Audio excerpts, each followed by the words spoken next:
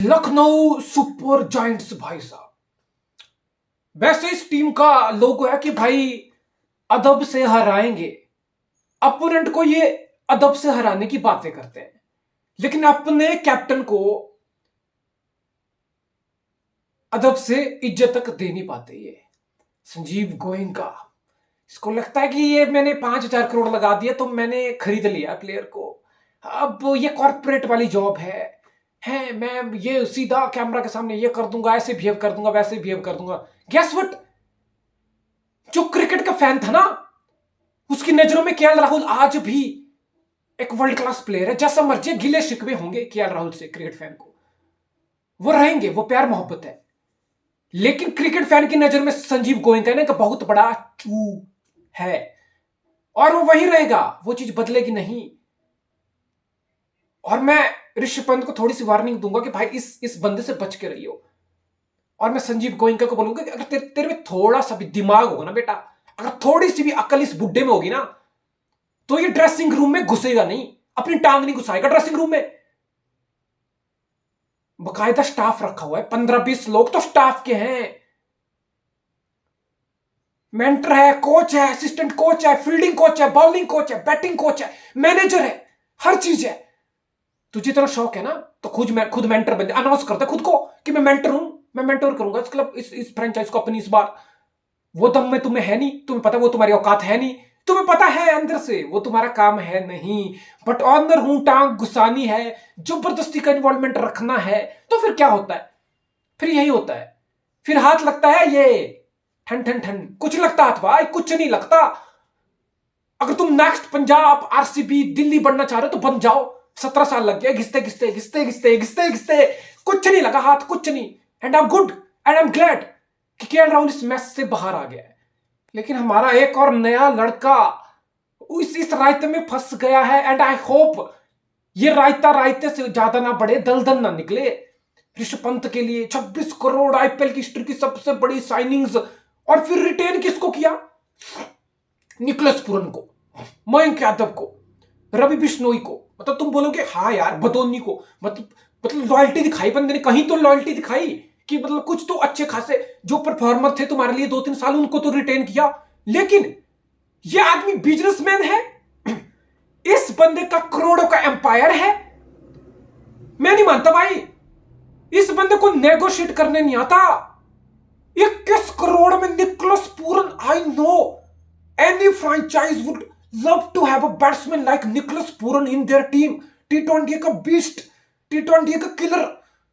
21 करोड़, कौन सा नशा था ये? मतलब तुम्हारी नेगोशिएशन स्किल इतनी पूरी है कि तुम उसको 16, 17, 18 तक नहीं रोक पाए। 18 से ऊपर तुम कैसे जाने दिए उसको भाई? कैसे नेगोशिएट कर लिए तुम? ये तुम्हारी मैनेजमेंट स्किल है, ये तुम्हारी ऑनरशिप स्किल है। जहां तुम्हें नेगोशिएट करना है, घुसना है, वहां घुस नहीं पाते हो, और जहां भैंसो जरूरत नहीं है वहां टांग घुसाते हो तुम क्रिकेटिंग मसलों में। बिजनेस साइड ये तुम्हारी इतनी खराब है भाई साहब। Pooran is great player mind you, but 21 crore में चूना लग गया भाई। 3-4 करोड़ ज्यादा दे दिए तुमने उसको। फिर मयंक यादव, ये थोड़ा इमोशनल डिसीजन था कि इंडिया में पता क्या होता है, कोई बॉलर 150 की फेंक जाए तो ऑब्वियसली, बिकॉज हमारे पास ऐसा कुछ बॉलर रहे नहीं है, हमारी हिस्ट्री नहीं है, हमारे इंडियन क्रिकेट की हेरिटेज नहीं है कि कोई 150 की स्पीड मारे तो वाह, ऑब्वियसली हम एक्साइटेड हो जाएंगे उस चीज से। ऑब्वियसली हम ड्रीमलैंड फील करेंगे कि वाह भाई साहब जनरेशनल टैलेंट हाथ लग गया, पता नहीं क्या कौन सा हीरा हाथ लग गया, तो हमारे इमोशन जग उठते हैं। लेकिन ये जो आईपीएल का ऑक्शन टेबल है, यहां इमोशन से साइड में डिसीजन लेने होते हैं। मयंक यादव की रिटेंशन मेरी समझ से बाहर है, सिंपली बिकॉज वो तुम्हारे लिए 2 सीजन रह चुका है।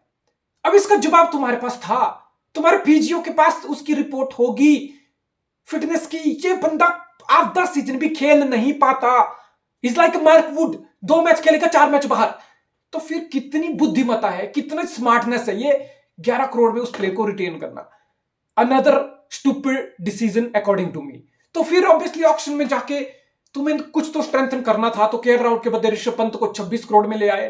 फिर 2 बड़े बाय एंड क्लियर इंडिकेशन की लखनऊ सुपर जायंट अपनी सीम बॉलिंग को स्ट्रेंथन करना चाहता है। आवेश खान की राजस्थान के बाद फिर से घर वापसी, आकाशदीप को ले लिया गया, यानी कि 20 करोड़ में 2 इंडियन सीमर लिए गए, जिसमें से मोहसिन खान को तुमने पहले से रिटेन किया होता। तो ये जो सीम बॉलिंग का कोर है ना, आवेश, आकाशदीप, मोहसिन खान, अब सुनने में तो ठीक ठाक लगता है, लेकिन मैं तुम्हें बता रहा हूं इनका जो ये सीम अटैक है ना भाई, ये बहुत ज्यादा इनएक्सपीरियंस्ड है। इसमें एक भी बॉलर इंटरनेशनल लेवल का नहीं है। ये एक ऐसा बॉलिंग अटैक है, इसको संभालने वाला कोई नहीं है। हाफिज खान के 50 रन, मोहसिन खान के 40-50 रन, आकाशदीप के 50 रन, तो 150 तो यही खा लेंगे भाई। फिर रवि बिश्नोई कितनी क्या ही कर लेगा अकेला? फिर रवि बिश्नोई को सपोर्ट करने वाला दूसरा स्पिनर कुछ भी नहीं। और ऐसा नहीं है कि बेंच में बहुत ज्यादा ऑप्शन है। यस, शमार जोसेफ है वेस्ट इंडीज का, वो बहुत यंग लड़का है भाई। उसका गैबा वाला स्पेल तुम्हें याद होगा ऑस्ट्रेलिया के अगेंस्ट, 27 साल बाद वेस्ट इंडीज को जीत मिली ऑस्ट्रेलिया में, ऑस्ट्रेलिया को हराया। 21 मिनट 41 सेकंड का cricket.com.au ऑस्ट्रेलिया का जबरदस्त ऑफिशियल चैनल है, उस पर जाके 720-50 FPS पे शमार जोसेफ का वो स्पेल देखा हो भाई, आप रुला दी ऑस्ट्रेलिया को, एपिक विक्ट्री। तो शमार जोसेफ को ट्राई कर सकते थे, लेकिन वो खुद लड़का यंग है। फिर भाई साहब ये बॉलिंग जा कर रही है तुम्हारी, इससे गंदा बॉलिंग अटैक पूरी आईपीएल में नहीं होगा। यह संजीव गोयनका के क्रेडेंशियल्स, तो फिर 200 टांग देगी अपोनेंट, और फिर तुम सोचोगे कि भाई अब तो चेस करना पड़ेगा। माकरम फ्रॉड, एब्सोल्युटली फ्रॉड प्लेयर ले लिया फ्रॉड को, तो खिलाना तो पड़ेगा ना फिर, बिकॉज ओपनिंग में कुछ भी नहीं है। इस टीम के पास एक भी ओपनर नहीं है। अब माकरम करेगा ओपनिंग मिचेल मार्श के साथ, और तुम उम्मीद करो कि मिचेल मार्श फिट रहे फिर, वरना कोई कचरा उठा के ओपनिंग करानी पड़ेगी तुम्हें। फिर 2 और फॉरनर होंगे, पूरन और मिलर। यस, मिलर का एक अच्छा बाय है। तो फिर टॉप ऑर्डर में तुम एक्सपेक्ट करोगे कि माकरम और मिचेल मार्श एक्सप्लोसिव प्लेयर तो है, लेकिन थोड़ी कंसिस्टेंसी दिखाएं, अच्छे स्टार्ट रेगुलर बेसिस पे दें। फिर पूरन, पंत, मिलर, बदोनी, अब्दुल समद जो हैदराबाद को 10 रन नहीं बना पाया, तो एक किस्म से थोड़ी स्टेबिलिटी है। जब पूरन, पंत और मिलर आएंगे खेलने, थोड़ा मिडिल या लोअर ऑर्डर में क्वालिटी तुम्हें दिखेगी। बदोनी का थोड़ा बहुत फिनिशिंग टच तुम्हें दिख सकता है, समाद का थोड़ा बहुत फिनिशिंग टच दिख सकता है। तो बैटिंग में तो फिर भी बोल सकता हूं कि काफी हद तक चीजें टैकल हो जाएंगी, बैटिंग में काफी हद तक एक किस्म से सॉर्ट आउट चीजें हो जाएंगी। लेकिन ये जो बॉलिंग अटैक है ना भाई साहब, ये लखनऊ का डूबने का सबसे बड़ा कारण होगा। अब बात करता हूं फाइनल वर्डिक्ट की, बॉटम लाइन क्या है? क्या मैं लखनऊ को इस बार फेवरेट की तरह देख रहा हूं? नहीं, लखनऊ से बेहतर मैं 7 से 8 स्क्वाड गिना दूंगा जिनके पास प्रॉपर बैलेंस है, बैटिंग में, बॉलिंग में, ऑलराउंडर में। वो बैलेंस लखनऊ के पास नहीं है। तो फिर लखनऊ का टॉप 4 भी आएगा क्या? नो ब्रो, मैं लखनऊ का टॉप 4 की रेस में भी नहीं देख रहा हूं। To be honest, if you ask me, they got out perform.